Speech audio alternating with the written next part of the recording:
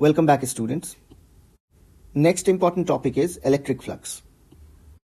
Electric flux is the concept which is the foundation for understanding Gauss's law. Electric flux को पढ़ने और समझने के बाद you will come to know that it is a key tool for solving problems in electrostatics and beyond. आइए समझते हैं electric flux को. Let us imagine a situation. Suppose आपके घर का जो इलेक्ट्रिसिटी है वो सोलर एनर्जी से आता है और ऐसे में क्या होता है कि रेज ऑफ सनलाइट जो है वो एक सोलर पैनल के ऊपर पड़ता है और इस प्रोसेस में आगे जाकर बैटरी चार्ज होती है और उस बैटरी से आपको इलेक्ट्रिसिटी मिलता है. अब जो ये सोलर पैनल है, इस सोलर पैनल को कैसे रखा जाए कि मैक्सिमम सन रेज को वो अपने ऊपर ले सके. तो फॉर एग्जाम्पल अगर चलिए अभी जो रैंडम एक जिस भी एंगल पे हमारा सोलर पैनल है तो देखते हैं कि कितने सारे रेज को ये सोलर पैनल कवर कर पाता है. तो अगर इस एंगल पे रखा हुआ है तो सोलर पैनल जो है यहां पे आप देखें तो मैक्सिमम 3 रेज को कवर कर पा रहा है. ठीक है, इमेजिन करते हैं कि 3 रेज को कवर कर पा रहा है. अगर इस सोलर पैनल को हमने टिल्ट कर दिया मतलब कि इसको बिल्कुल सन रेज के 90 डिग्री पे रखा, तो फिर हम देखते हैं कि ऐसे में जो सोलर पैनल है वो ज्यादा सन रेज को एब्जॉर्ब कर सकता है.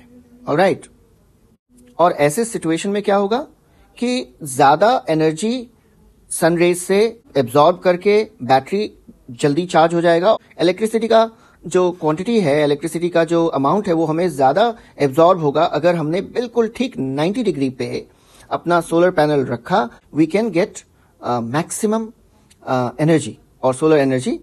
In the same way, let's try to visualize electric field. तो electric field को visualize करने के लिए हमने क्या किया, electric field lines बनाते हैं हम. ओके, और arrow जो है electric field का direction बताता है. तो ये सारे electric field lines हैं, alright, in a particular direction, and this shows electric field. electric field एक particular direction में है. और अगर हमने प्रीवियस एग्जाम्पल से अगर रेज ऑफ सनलाइट की जगह पे अगर हमने इलेक्ट्रिक फील्ड लाइंस को रखा तो इलेक्ट्रिक फ्लक्स जो है वो एक तरह का फ्लो है, flow of these electric field lines through a particular area. एक पर्टिकुलर एरिया के थ्रू जितने सारे इलेक्ट्रिक फील्ड लाइंस जाएंगे उसे हम बोलते हैं इलेक्ट्रिक फ्लक्स. ऐसा करने के लिए जो आपने एरिया डिफाइन किया है, अगर इस एरिया से एक नॉर्मल ड्रॉ करें, नॉर्मल ड्रॉ करने का मतलब कि एरिया के प्लेन से अगर 90 डिग्री पे एक लाइन ड्रॉ करें एरो के साथ आउटवर्ड, तो इसको बोलते हैं normal of the small area. और हम ऐसे एरिया को मान लेते हैं एक वेक्टर क्वांटिटी, और इस तरह के एरिया को जिसका कि एक डायरेक्शन नॉर्मल डायरेक्शन होता है, ऐसे एरिया को हम बोलते हैं एरिया वेक्टर. यूजुअली एरिया एक स्केलर क्वांटिटी है क्योंकि इसमें सिर्फ मैग्नीट्यूड होता है, बट इलेक्ट्रिक फ्लक्स को समझने के लिए इस एरिया को भी हम वेक्टर क्वांटिटी में कन्वर्ट करते हैं, जिसको हम बोल सकते हैं एरिया वेक्टर. और इसका डायरेक्शन क्या होता है, normal, outward normal to the surface of the area, और सरफेस के परपेंडिकुलर जो डायरेक्शन होता है that is the direction of this area. Since we always choose a small area, इसीलिए आप इस एरिया को डेल्टा एस से डिनोट करेंगे. डेल्टा का मतलब होता है बहुत स्मॉल क्वांटिटी और S is the surface. Now small surface delta is a vector quantity, that's why we can put a arrow over this to make it a vector. Now flux is simply जितने electric field lines ऐसे area से cross करेंगे that is called the flux. Electric flux through a surface. इसे आप denote कर सकते हैं phi E से. It means electric flux. E का मतलब यहां पे इलेक्ट्रिक फ्लक्स है, फाई से डिनोट किया जाता है फ्लक्स को, और इसका फॉर्मूला सिंपल होता है ई डॉट डेल्टा एस, जहां पे ई आपका इलेक्ट्रिक फील्ड है. अब डॉट प्रोडक्ट अगर आपने किया हो पहले तो इसका सिंपल मीनिंग है कि दोनों वेक्टर्स को अब आप स्केलर्स में लिख दो. स्केलर्स में लिखने के लिए इसके साथ मॉड का यूज कर लेते हैं, और उसके बाद कॉस थीटा हमने साथ में लगा दिया, तो this is the value of electric flux. अब इसमें कॉस थीटा क्या होता है? तो थीटा होता है the angle between electric field and the area vector.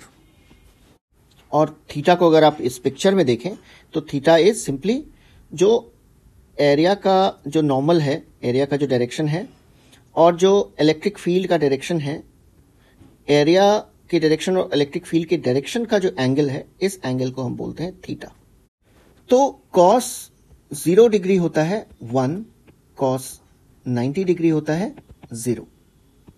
अगर सरफेस एरिया और इलेक्ट्रिक फील्ड का के बीच का एंगल 0 डिग्री होगा तो it means cos 0 will become 1, और इस तरफ जो आपका इलेक्ट्रिक फ्लक्स है उसका मैक्सिमम वैल्यू होगा, and that situation is something like this.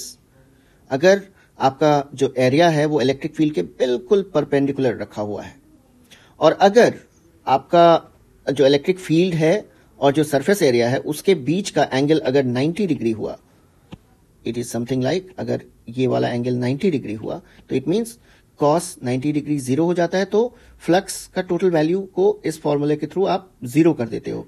Means अगर इस तरह के सेटअप में कोई सरफेस एरिया रखा है तो ऐसे एरिया के थ्रू एक भी इलेक्ट्रिक फील्ड लाइन पास नहीं करेगा, इट मींस फ्लक्स वहां पे 0 हो जाता है। So simply flux is the number of electric field line flowing through a given area vector. So again I write it down.